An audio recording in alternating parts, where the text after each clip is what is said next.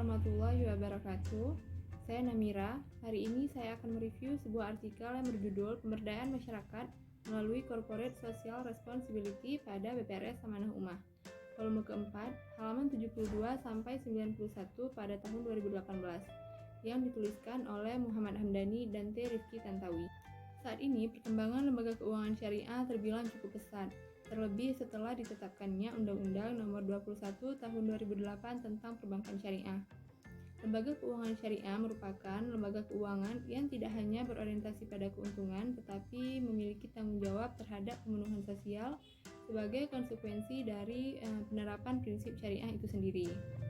Hal ini menarik untuk dicermati karena berkenaan dengan salah satu landasan lembaga keuangan syariah yang ada di dalam Al-Quran pada surah Al-Qasas ayat 77 yang artinya, "Dan carilah apa yang telah dianugerahkan Allah kepadamu, kebahagiaan negeri akhirat, dan janganlah kamu melupakan bagianmu dari kenikmatan duniawi, dan berbuat baiklah kepada orang lain sebagaimana Allah telah berbuat baik kepadamu.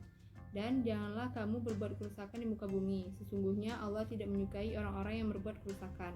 Dari ayat ini cukup jelas ditetapkan bagi kita semua untuk tidak hanya mengejar dunia, tapi tetap ingat untuk mengejar akhirat. Dalam kaitannya dengan lembaga keuangan syariah, diharapkan pula tidak hanya melulu mencari keuntungan dunia aja, karena dari setiap harta yang kita peroleh itu terdapat bagian yang harus dikeluarkan sebagai tanggung jawab sosial kepada masyarakat, dalam rangka mencapai kesejahteraan masyarakat.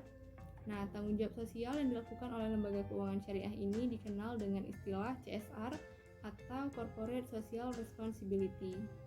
Nah, CSR atau Corporate Social Responsibility ini merupakan sebuah konsep di mana perusahaan mengintegrasikan kepedulian sosial dan lingkungan dalam operasi bisnis dan dalam interaksi dengan para stakeholder secara sukarela, yang membuat semakin sadar bahwa perilaku bertanggung jawab mengarah pada bisnis yang berkelanjutan.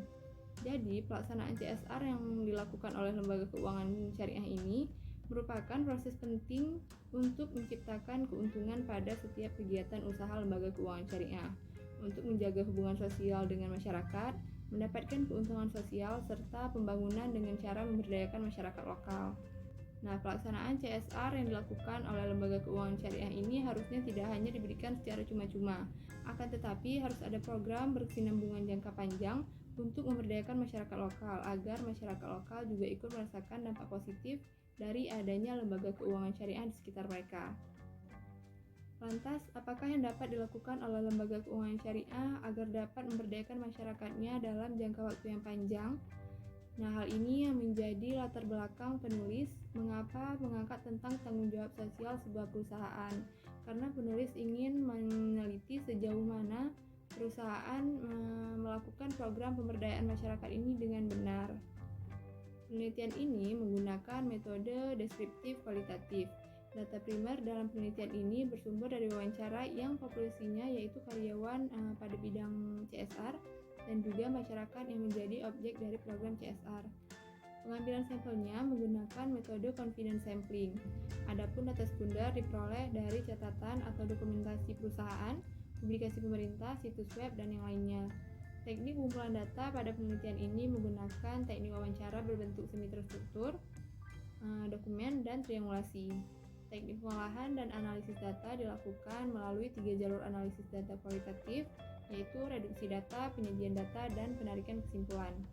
Selanjutnya, dari hasil wawancara yang dilakukan dengan Direktur Bagian Umum BPRS Amanah Ummah, BPRS Amanah Ummah menganggap bahwa CSR merupakan suatu kegiatan yang wajib dilakukan oleh setiap perusahaan.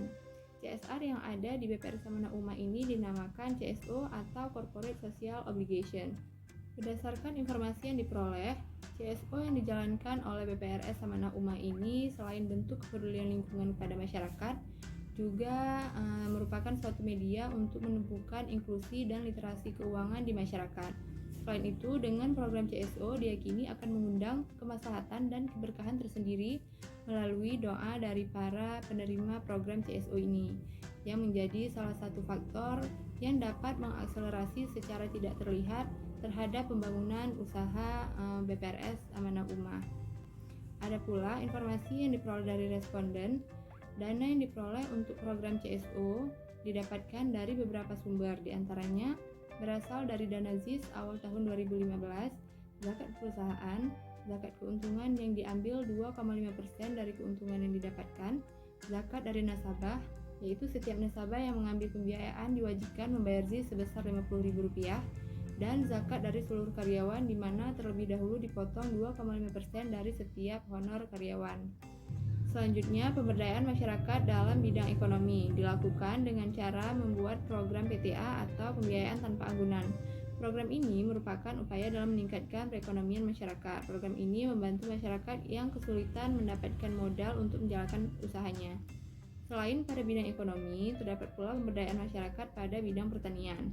Nah, ini dilakukan setiap bulan dengan cara menyalurkan dana ke Pondok Pesantren Darul Falah, di mana pondok pesantren ini memiliki program pemberdayaan masyarakat di bidang perekonomian, yang setiap bulannya akan disalurkan Rp5 juta untuk keberlangsungan kegiatan pemberdayaan masyarakat.